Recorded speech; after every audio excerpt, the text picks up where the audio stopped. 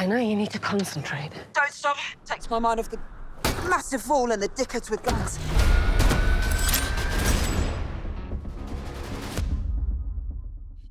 Hey, how you doing, Mr. Martin Campbell? It's Terrell with Big Gold Belt Media. How you doing today? I'm doing great, mate. Thank you. It is a pleasure to talk to you, sir. Pleasure. So many memories unlocked going down the catalog. So many of the movies that you directed are in my top 10 to this day and on constant rewatch. Most notably, my one of my favorites is Zorro with Antonio Banderas, criminally underrated. Both of those movies. Oh God, I'm glad you enjoyed it. Yeah, but we're here in 2025 to talk about The Cleaner, starring Daisy Ridley and Taz. Taz Skylar. Make sure I get that right. One of the questions, obviously, as we go into this movie, this is from what I can see, this appears to be almost like a reverse Die Hard kind of, where instead of being already in the building, we're outside the building trying to get outside the building. Well, look, it's obviously going to get compared to Die Hard, which was a terrific movie, but I think the story itself within that is very different to Die Hard. First of all, we've got a woman. We don't have Bruce Willis. It's a woman playing the part, which is for me. I was very happy to do that because, and I think she does a great job. And the story that happens within, I think, is very different to Die Hard. And terrorists, if you will. Yeah. There's a coup d'état, if you will, within the terrorist organization between two generations of guys. You have Clive Owen, right, who is the genuine activist, right? He's the veteran activist.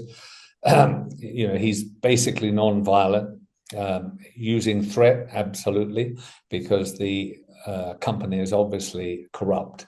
And you have Noah, who is Taz, on the other side, who's a generation apart from the Clive Owen character, right?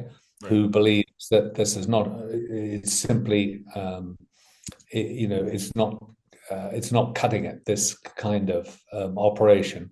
So the only way he believes that the world will react and take notice is to be extreme. So, of course, he has this anti-humanist agenda, which, by the way, exists, which is, without human beings, of course, the world is a much better place because, it won't be polluted. It will repair itself, if you will. So you have the two of them, right? One who I absolutely think is a villain, and the other I think is, as I say, an activist, and I think is doing what he's doing is absolutely right within the terrorist organization, which is unusual. You don't get that. It's funny you say that because, like, at some point in the movie, you're kind of like, man, I kind of agree with this guy a little bit, but I know I shouldn't. I know. Well, it's true. Look how corrupt the company is. I mean, how else are you going to? And I think there's a point where Taz's character says, you can block up motorways, you can do this, you can do that. It's all meaningless because it doesn't have any long-term effect, basically. So in order to make this work, right, in order to get the message out, you have to do something extreme. I would say you mentioned Taz, like the direction that you had for him. You see him almost kind of put on like different personalities throughout the movie, where we see him as this nice guy, and then he just completely becomes this untethered monster. Almost, in terms of, yes. Yeah, it completely shook me. I'm like, I was not expecting that at all. Completely, yeah. What was some of the, I guess, like the reactions on set from his, like, just the change in personality and like how crazy he got as this was going on? Well, I think it was certainly warranted as the character because, first of all, if your agenda is what he has, which is, as I say, the anti-humanist, right? I'm going to kill everybody in the building, right? I'm going to make the biggest statement in the world. The world can look at it, and then the message will land. I mean, you have to be, and as the pressure builds up, And as the chances of success are being questioned because of Daisy's actions and so forth, the guy is getting more and more, with his frustration and his anger and everything else, he's building up to basically becoming psychotic. I think that's the right. I know we can't talk too much in the spoilers for this, but you know the scene where Joey Daisy Ridley is on the scaffold, and you're really amping up the action from outside of the building. What was like? What were you trying to go for there, as far, or what was your approach to that scene, from the reaction from the ground to I guess having the audience feel the fear of obviously being suspended upon above a building, and then everything that was going on the ground. What were you trying to do there? Well, obviously, what you want to do is put the audience in that cradle, basically. Right. I mean, that's what you want to do. I mean, I get vertigo. For God's sake, I couldn't do it. bear it. I don't know about you, but I couldn't. And the thing was that we shot all the plates off that cradle, basically, at the real building, right? So the idea was that precarious, and amazingly, the cleaners are very like Daisy in the sense that the real cleaners, completely, unfazed by the height and everything else, and they go down on these little seats and stuff like that. They go down on the cradle, but they're completely, it's just in the day's work. So. On the other hand, when the crisis strikes and suddenly things are all going wrong and you're 700 feet up in the air, obviously the danger level increases, and particularly when the cradle starts to malfunction, all those things. Then I just want the audience to feel, oh my God, basically.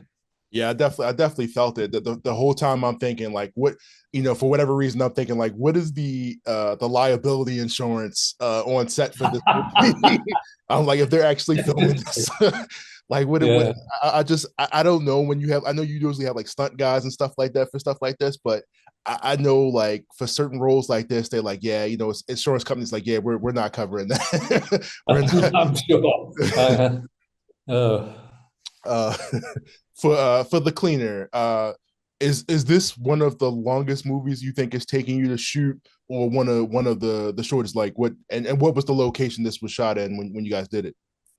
Well, actually, on the location, I think we shot for 4 days. We were it was in London. It was in the financial district, that building, and Canary Wharf, it's called. And we shot for 4 days using the foyer and the side of the building and the police action and stuff like that. Clearly, we were in the studio for a lot of it, simply because you cannot film, 700 feet up at night. No. You just can't do it. And secondly, legally, they won't let you go near it. So it's the restrictions are pretty tight. So and clearly the height and everything else was something we had to shoot plates for and so forth. All right, I just want to wrap it with this last question. Have you personally felt like you have? I mean, it's such broad, but do you feel like you've hit every dream project that you wanted to do as a director, or is there still something, or like a genre that you have not touched yet that you've been wanting to work on? Well, believe it or not, Terrell, I've actually got a love story that I really, really like. Okay. A very interesting, great script. I've never done a love story. You know what I mean? I've never done. There's sort of one in Bond. Yeah, like 5 seconds. You know what I mean? But you wouldn't call it a love story. No, this is, and this is a really gritty one too. It's good, and that's something I would love to. And I'd love to do a comedy. You know what I mean? That's the other thing. I think I'd do a pretty good job of that. I think so. As long as they don't put me near Marvel or any of that. Look, if you do a love story, I got a feeling that somehow a gun is going to be involved in the story. Like somebody is going to be a Mrs. and Mrs. Smith type love story in this. Absolutely. Well, thank you so much, Mr. Campbell. I really appreciate you for taking the time to do this interview with me today. Thank you so much for everything that you've done so far, and I really hope this does well. Thanks very much, Terrell. Appreciate it. Thank you so much. Bye.